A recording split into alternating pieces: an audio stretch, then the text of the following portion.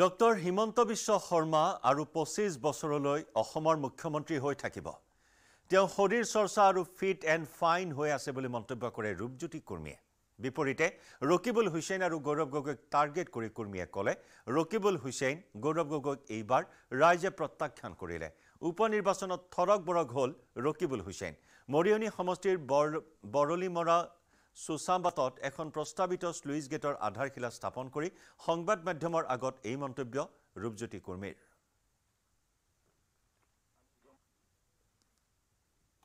ৰকিবুল হুছেইনৰ কথাবোৰ থৰক বৰক হোৱাৰ দৰে হৈছে।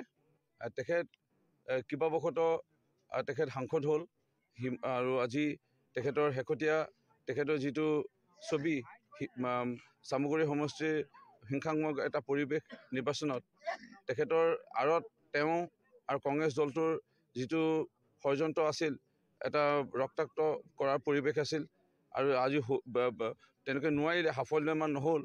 কিন্তু যেনে ঘটনা, মানুহ মৰিব লগা হ'ল, মানুহৰ গুলি খাব লগা হ'ল, এনেধৰণৰ ঘটনাবোৰ এইটোৱে সূচাইছে যে ৰকিবুল হুছেইন প্ৰকৃতাৰ্থত সমতাৰ কাৰণে তেওঁ কিমান তল পৰিব পাৰে।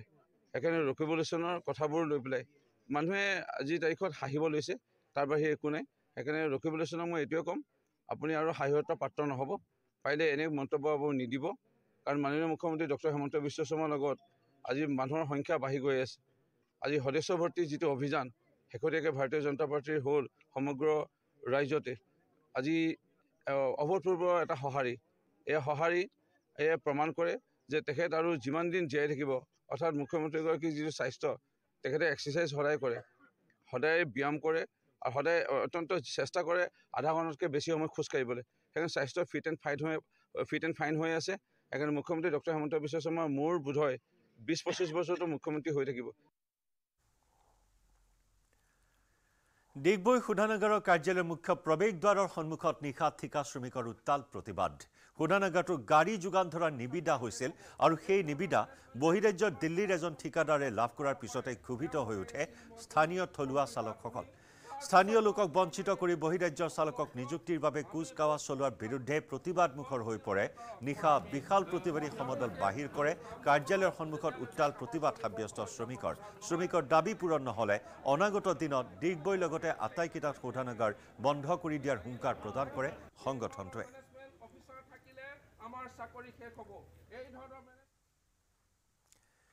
তিনিচুকীয়াৰ ডিব্ৰু নৈৰ ঘটনাৰ মূল অভিযুক্ত অমৰীশ মিপুনৰ আত্মসমৰ্পণ। জোনাইত আত্মসমৰ্পণ অমৰীশ মিপুনৰ। মনোজ পাৰিকাক গুৰিয়াই নৈত পেলাই দিছিল অমৰীশে। অমৰীশ মিপুনে নাৱত উঠিবলৈ দিয়া নাছিল মনোজক।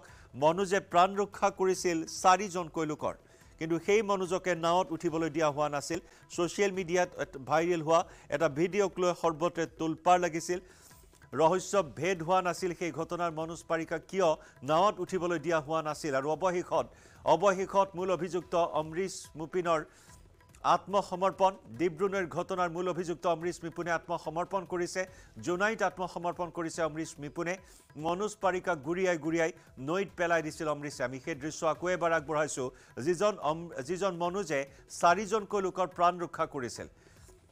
এটা গছৰ মূঢ়াত খুন্দা মাৰিছিল এখন স্পীড বোটে, এখন যন্ত্ৰচালিত নাৱে, আৰু সেই যন্ত্ৰচালিত নাওখন দুৰ্ঘটনাত পতিত হৈছিল। 9গৰাকীকৈ যাত্ৰী আছিল, শিশু মহিলাসহ 9গৰাকী যাত্ৰী আছিল। তাৰে 4গৰাকী যাত্ৰীৰ প্ৰাণ ৰক্ষা কৰিছিল মনোজ পাৰিকা নামৰ যুৱকজনে। কিন্তু অৱশেষত সেই মনোজ পাৰিকাকে নাওখনত উঠিবলৈ দিয়া হোৱা নাছিল। নাৱৰ পৰা লুঠিয়াই গুৰিয়াই নৈত পেলাই দিয়া হৈছিল আৰু এই কাণ্ডৰ মূল কালপ্ৰিট হৈছে অমৰীশ মিপুন। ভিজুৱেলত যি দৃশ্য দেখিবলৈ পোৱা হৈছে, যিজনে গুৰিয়াই লুঠিয়াই নৈত পেলাই দিছিল লোকজনক, সেইজনেই হৈছে অমৰীশ মিপুন। আৰু অমৰীশ মিপুনে অৱশেষত আত্মসমৰ্পণ কৰিছে জোনাই আৰক্ষী থানাত।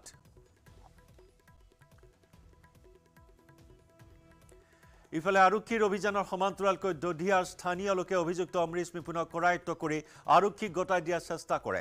আনহাতে বৰ্তমানে সন্ধানহীন মনোজ পাৰিয়াৰ ঘৰত সৃষ্টি হৈছে শোকাকুল পৰিৱেশ। মাছ ধৰি খৰি বিক্ৰী কৰি ঘৰখন চলাই থকা একমাত্ৰ লোকজন সন্ধানহীন হৈ থকাত হাহাকাৰ অৱস্থাৰ সৃষ্টি হৈছে। 2 কন্যা আৰু এটা সন্তানৰ পিতৃ মনোজ একমাত্ৰ উপাৰ্জনকাৰী আছিল। ইফালে পিতৃৰ সন্ধানহীন হৈ থকাৰ খবৰ পায়ো ধনৰ অভাৱত ঘৰলৈ আহিব পৰা নাই পুত্ৰ।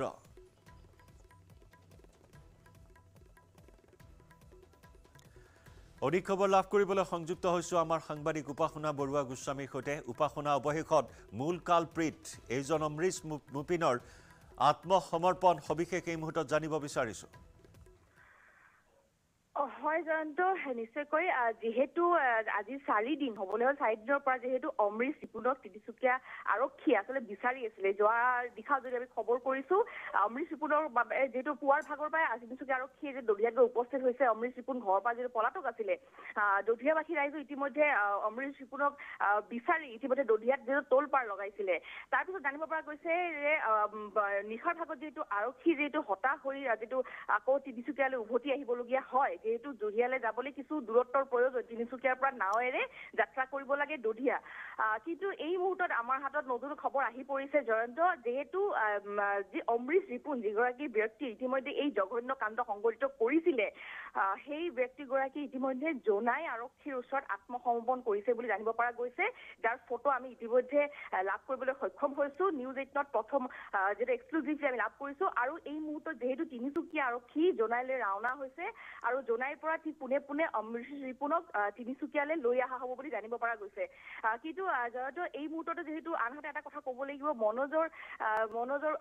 মনোজ পায়াক যিহেতু ইয়াত এতিয়া বৰ্তমান SDRF NDRF যিটো অভিযান চলাই আছে, এতিয়ালৈকে মনোজ পায়াৰ বিচাৰি পোৱা যোৱা নাই। তাৰ বাবে দেখা পোৱা গৈছে আৰক্ষীয়ে হওক NDRF SDRF সকলো সষ্টম হৈ আছে।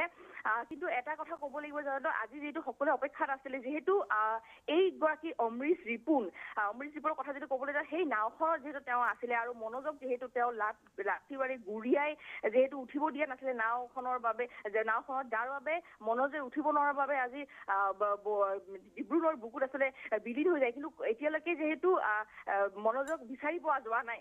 কিন্তু অমৰীশ ৰিপুণৰ বাবে যিহেতু আৰক্ষীয়ে দিন ৰাত এক কৰি আচলতে তলাচী চলাই আছিলে, যিহেতু অমৰীশ ৰিপুণৰ ঘৰ দধিয়াত হয় আৰু দধিয়াবাসী ৰাইজে যিহেতু আৰক্ষীক আশ্বাস দিছিলে যে যেনেকে নহওক অমৰীশ ৰিপুণ যদি দধিয়াত লুকাই থাকে তেনেহ'লে কিন্তু দধিয়াবাসী ৰাইজ ৰখি নাথাকে, তেওঁক কিন্তু উলিয়াই দিব যেনেকেই নহওক।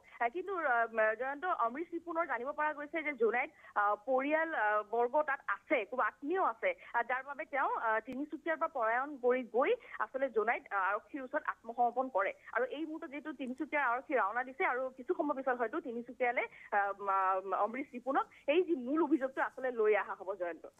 নিশ্চিতভাৱে এতিয়া ৰহস্য ভেদ হ'ব, কি কাৰণত মনোজ পাৰিকাক গুৰিয়াই লঠিয়াই নৈত পেলাই দিছিল এইজন অমৰীশ ৰিপুণে। হয় নিশ্চয় জয়ন্ত, কিহৰ কাৰণে কৰিলে, যিহেতু কালি আমি মনোজ পায়াৰ ঘৰত গৈ উপস্থিত হৈছিলোঁ, তেওঁৰ পৰিয়ালৰ সৈতে যিহেতু আমি কথা পাতিছিলোঁ, পৰিয়ালবৰ্গই যিহেতু মনোজৰ দুগৰাকীকৈ কন্যা সন্তান লগতে পুত্ৰ সন্তান আছে।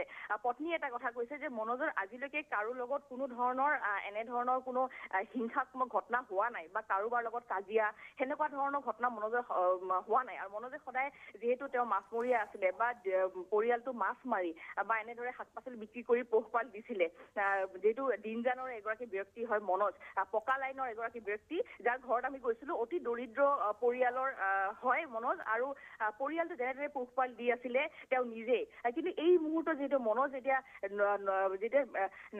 সন্ধানহীন হৈ পৰিছে, তাৰ বাবে পৰিয়ালবৰ্গও যিটো এটাই কথা কৈছে যে তেওঁলোকক যদি চৰকাৰী কিছু সংস্থাপনৰ কৰি দিয়ে তেনেহ'লে খুব সুবিধা হ'ব, নহ'লে পৰিয়ালটো পোহপাল দিয়াত এতিয়া কেনেধৰণৰ মনোজৰ পত্নীয়ে চলাব, সেয়া কিন্তু বহুতো প্ৰশ্ন বৰ্তমান আহি পৰিছে। কিন্তু পত্নী উপাসনা অতি নৃশংস কাণ্ড, অত্যন্ত এটা ভয়াৱহ অভাৱনীয় এটা কাণ্ড।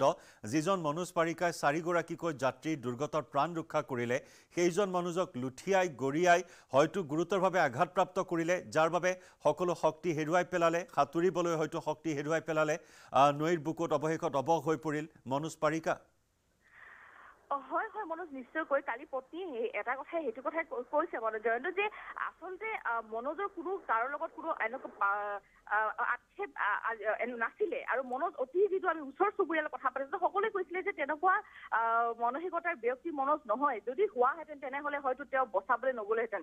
আৰু এটা কথা পৰিয়ালে কৈছে যে জানিব পৰা মতে মনোজে নিজে সাঁতুৰি আচলতে যিখন নাও পাল্টি খাইছিলে দধিয়া যিটো যাওঁতে দধিয়াবাসী ৰাইজ আচলতে গৈ আছিলে, প্ৰায় 4জনকৈ অধিক লোক আছিলে বুলি কৈছিলে। যেতিয়া সেই নাওখন জিনজান ঘাটৰ পৰা যেতিয়া দধিয়ালৈ ৰাওনা হৈছিলে, তেতিয়া এটা খুটিত লাগি আছিলে নাওখন পাল্টি খাই গৈছিলে। আৰু সেইখিনি মুহূৰ্তত মনোজ চোৱাৰ পিছত নিজে সাঁতুৰি গৈ আচলতে সেইখিনি ব্যক্তিক বচাবলৈ গৈছিলে। আৰু আনকি মনোজে বচাইছিল জয়ন্ত, কিন্তু বচোৱাৰ পিছত আচলতে এনেধৰণৰ যে মনোযোগ যেতিয়া নিজে উঠিব যাব তেতিয়াই যে আচলতে লাট বা গুৰ মাৰি আচলতে মনোযোগ উঠিব দিয়া নহ'ব। কিয়নো 4-5 আপুনি যদি চাই জয়ন্ত 4-5 গৰাকীকৈ ব্যক্তিক এজন ব্যক্তিয়ে বচোৱাৰ পিছত নিজেও আচলতে কিছু দুৰ্বল হৈ পৰে। তাৰ পিছত যদি উঠিব বিচাৰে সেইখিনি সময়ত যদি ভৰিৰে প্ৰহাৰ কৰা হয় বা লাট গুৰ মাৰি তেতিয়া সেই ব্যক্তিজন সেই নাওখনত উঠাটো কিছু সেইখিনি সময়ত কিন্তু তেওঁৰো শৰীৰে হয়তো তেওঁ পাৰ্বিত নকৰিব যে তেওঁ উঠিব পাৰিব সেইখন নাওত যিটো দুৰ্বল হৈ যায়। কিন্তু সেইখিনি সময়ত কিন্তু সেই কাণ্ড যি সংঘটিত কৰিছে এইগৰাকী যি অমৃশ ৰিপু নামৰ লোক সেই লোকজনৰ প্ৰতি কিন্তু সকলোৰে আক্ষেপ। আৰু এটা কথা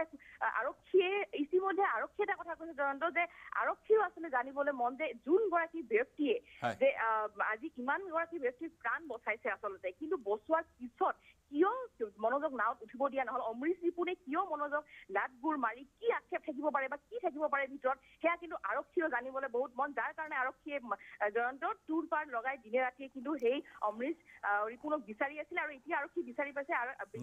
নিশ্চয় উপাসনা ইতিমধ্যে নাওত উঠিবলৈ নিদি লঠিয়াই গৰিয়াই তিল তিলকৈ মৃত্যুৰ মুখলৈ ঠেলি দিয়া হ'ল আৰু সেই মনোজৰ আজিও কোনো সন্ধান উলিয়াব পৰা নাই। SDRFে জোৰদাৰ অভিযান চলাই আছে যদিও এই মুহূৰ্তলৈকে সুংসূত্ৰ উলিয়াব পৰা নাই। কিন্তু ডাঙৰ খবৰ, মূল অভিযুক্ত অমৃশ মিপুনে আত্মসমৰ্পণ কৰিছে। তিনিচুকীয়ালৈ অনা হ'ব খন্তেক সময় পিছতে আৰু তিনিচুকীয়ালৈ অনাৰ পিছতে ৰহস্য ভেদ হ'ব এই কাণ্ডৰ। ধন্যবাদ উপাসনা।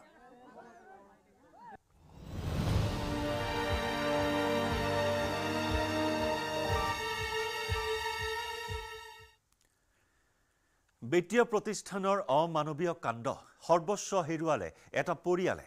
পিতৃৰ মৃত্যুৰ পাছত ঋণ পৰিশোধ কৰিব নোৱাৰাৰ বাবে ঘৰৰ পৰা উলিয়াই দিলে মাতৃকন্যাক। ঋণ উভতাই দিব নোৱাৰি বিপদত পৰিল ৰঙিয়াৰ এটা পৰিয়াল। 40 লাখ টকাৰ ঋণ লৈ ঘূৰাই দিব নোৱাৰা থা সামগ্ৰীসহ ঘৰৰ পৰা বাহিৰ কৰি দিয়া হ'ল মাতৃকন্যাক। প্ৰাণকৃষ্ণ দাস নামৰ এজন লোকে কিছু বছৰ পূৰ্বে লৈছিল 40 লাখ টকাৰ ঋণ। কিন্তু দুৰ্ভাগ্যজনকভাৱে 2023 চনত হৃদৰোগত আক্ৰান্ত হৈ মৃত্যু হয় লোকজনৰ আৰু তাৰ পাছতে বিপাঙত পৰে প্ৰাণকৃষ্ণ দাসৰ দুৰ্ভগীয়া পৰিয়ালটো। আৰক্ষীৰ উপস্থিতিত সা সামগ্ৰীসহ পৰিয়ালটোক উলিয়াই ঘৰটো চিল কৰি দিয়ে চোলামণ্ডলম নামৰ এটা বিত্তীয় প্ৰতিষ্ঠানে। সকলো হেৰুৱাই এতিয়া হাহাকাৰ কৰিবলগীয়া হৈছে দুৰ্ভগীয়া মাতৃকন্যাই।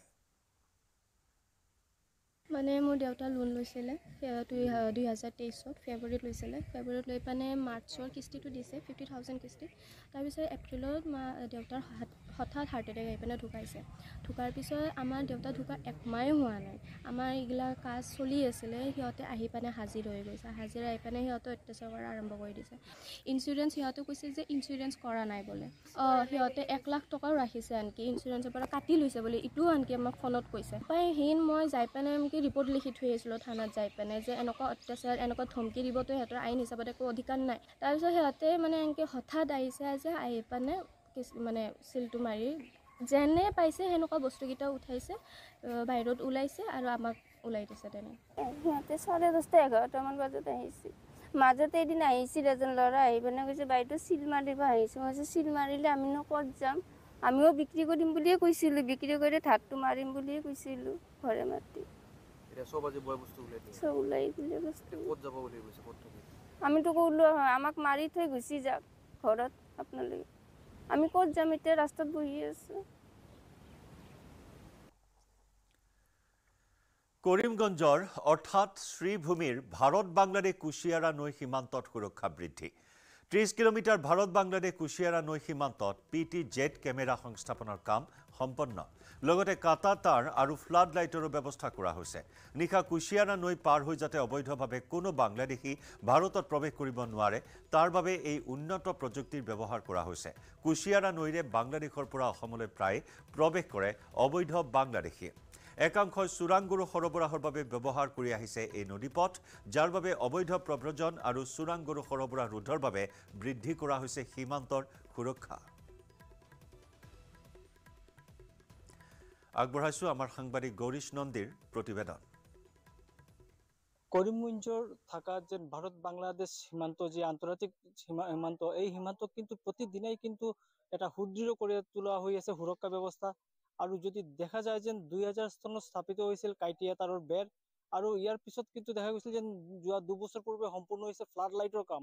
সম্পূৰ্ণ যে 106 কিলোমিটাৰ সীমান্ত আছে কৰিমগঞ্জ জিলাত, ইয়াৰ সম্পূৰ্ণ ঠাইত কিন্তু ইতিমধ্যে ফ্লাড লাইট বহোৱা হৈছে। আৰু এইবাৰ কিন্তু এটা আন এক সুৰক্ষাৰ দিশ চাই এটা বস্তু বহুৱা হৈছে, যি হৈছে হাই ডেফিনেশ্যন CC কেমেৰা আৰু PTZ কেমেৰা অৰ্থাৎ পেন টিল্ট জুম। মানে এই কেমেৰা অত্যাধুনিক কেমেৰা। আমি অলপ দেখুৱাবলৈ চেষ্টা কৰিম। ইয়াতে এটা লগোৱা আছে। এই কেমেৰাডাল যেন এয়া কিন্তু আচলতে যেন মূল কাইটিয়া তাৰৰ বাহিৰত বহুৱা হৈছে, একেবাৰে জিৰ' লাইনত বহুৱা হৈছে, নৈৰ কাষতে, নৈৰ সিপাৰে কিন্তু বাংলাদেশ।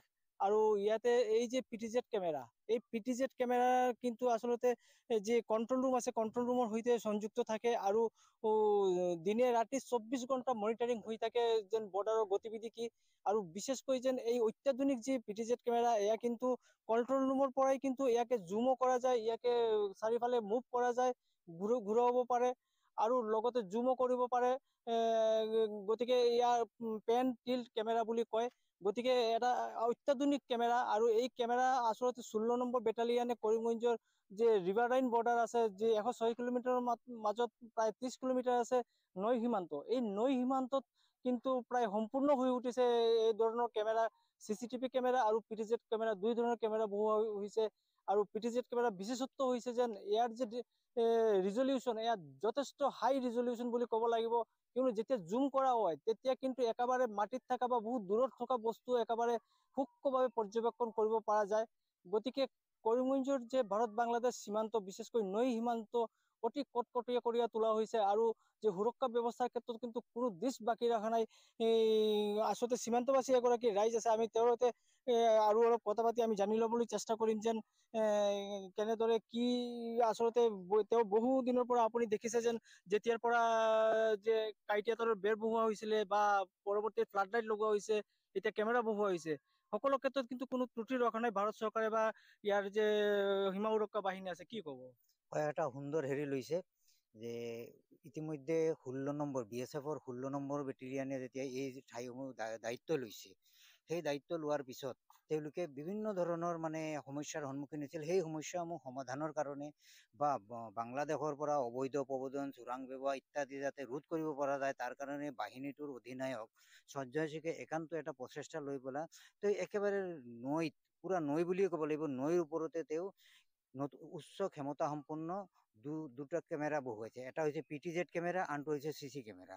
PTZ কেমেৰাটো মুভমেণ্ট কৰিব পাৰে আৰু ইয়াৰ পৰা তেওঁ আন্ধাৰতে হওক বা মানে পোহৰতে হওক, যিমানে হওক, বহু দূৰৰ পৰা বহু দূৰলৈকে তেওঁ ইপাৰৰ বাংলাদেশৰ সিটো পাৰতো যদি কোনোবা আহিবলৈ চেষ্টা কৰে, অপচেষ্টা কৰিছে বা কোনোবা বেয়া কামৰ বাবে যদি চেষ্টা কৰে, তেন্তে ইয়াত বহি পেলাই এইটো তেওঁ দেখিব পৰা যায়। গতিকে এতিয়া ইমান ধুনীয়াকে মানে এই উচ্চ ক্ষমতা সম্পন্ন বা অত্যাধুনিক প্ৰযুক্তিবিদ্যাৰে যে সীমান্ত ইমান সুন্দৰকৈ এতিয়া সুৰক্ষাৰ বাবে ব্যৱস্থা কৰা হৈছে, এটা মানে খুব শলাগলগীয়া বিষয়। ডিগবৈ শোধনাগাৰৰ কাৰ্যালয়ৰ মুখ্য প্ৰৱেশদ্বাৰৰ সন্মুখত নিশা ঠিকা শ্ৰমিকৰ উত্তাল প্ৰতিবাদ।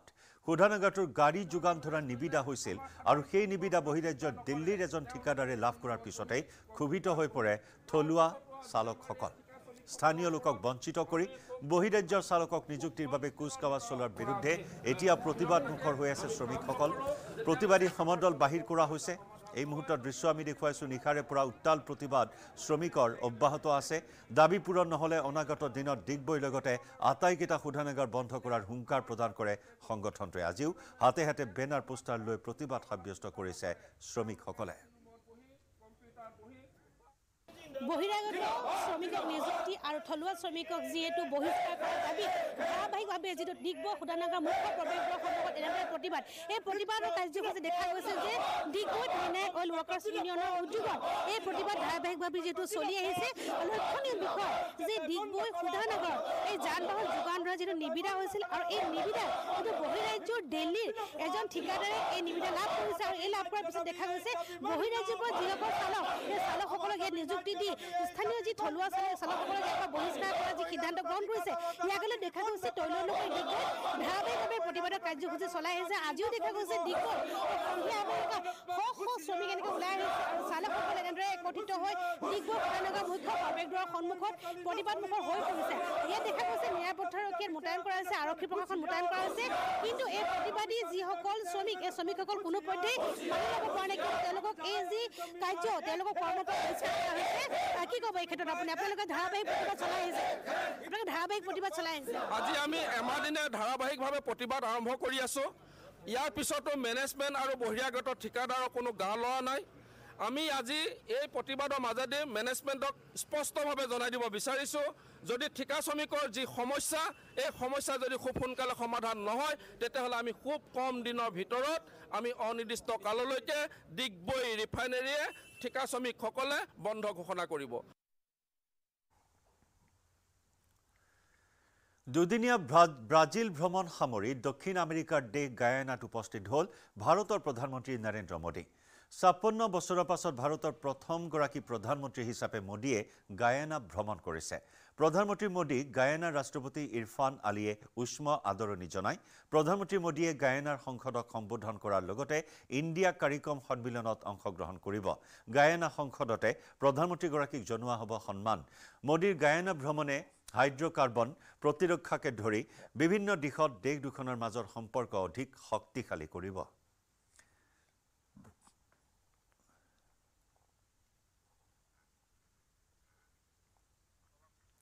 দুদিনীয়া ভ্ৰমণ সামৰি ব্ৰাজিল এৰিলে প্ৰধানমন্ত্ৰী মোদীয়ে ৰিঅ' ডি জেনেৰিঅ'ত আয়োজিত G20 সন্মিলনত ভাগ লোৱাৰ লগতে ভাগ ল'লে কেইবাখনো দ্বিপাক্ষিক বৈঠকত তাৰ মাজতে G20 নেতৃত্বৰ গ্ৰুপ ফটো তোলাৰ সময়ত এক বিশেষ দৃশ্যই চৰ্চা লাভ কৰিছে গ্ৰুপ ফটোৰ সময়ত কথা পতাত ব্যস্ত ভাৰতৰ প্ৰধানমন্ত্ৰী মোদী আৰু কানাডাৰ প্ৰধানমন্ত্ৰী জাষ্টিন ট্ৰুডো দুই নেতাৰ মাজত আমেৰিকাৰ ৰাষ্ট্ৰপতি ডোনাল্ড ট্ৰাম্প ভাৰত কানাডাৰ দ্বিপাক্ষিক সম্পৰ্ক বিঘ্নিত হোৱাৰ সময়তে মোদী ট্ৰুৰ ফুসফুসীয়া মেলৰ দৃশ্যই সমগ্ৰ বিশ্বজুৰি লাভ কৰিছে চৰ্চা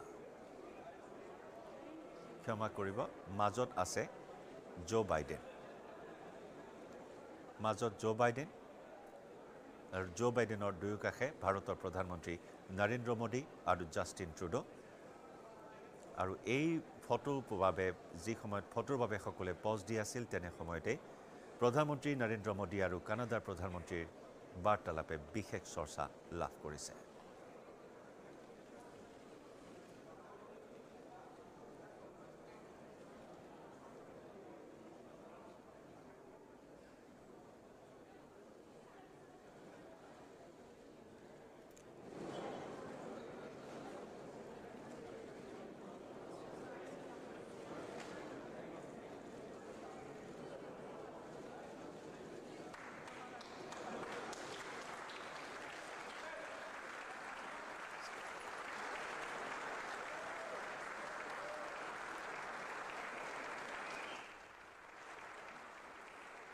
ব্ৰাজিলৰ ৰিঅ' ডি জেনেৰিঅ'ত বিশ্ববিদ্যা গুৰুকুলামৰ ছাত্ৰ-ছাত্ৰীসকলে পৰিৱেশন কৰা ৰামায়ণ চাই অভিভূত হৈ পৰিল প্ৰধানমন্ত্ৰী নৰেন্দ্ৰ মোদী উল্লেখযোগ্য যে G20ত অংশগ্ৰহণৰ বাবে ব্ৰাজিল ভ্ৰমণত আছে প্ৰধানমন্ত্ৰী মোদী ব্ৰাজিলৰ বিশ্ববিদ্যা গুৰুকুলাম হ'ল ব্ৰাজিলৰ লোকসকলৰ মাজত বেদান্ত সংস্কৃত ভাগৱতকে ধৰি ভাৰতীয় বৈদিক জ্ঞান প্ৰচাৰ কৰা সংস্থা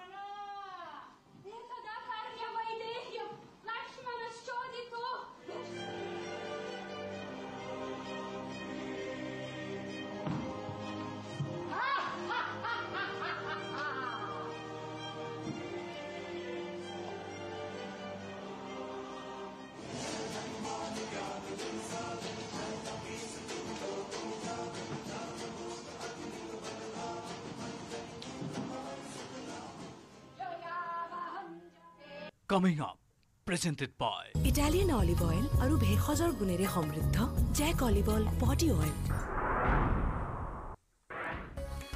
10:57 দেশ বিদেশ তথা ৰাজ্যৰ 100টা নিৰ্বাচিত খবৰেৰে আগবঢ়াম দ্ৰুত সংবাদ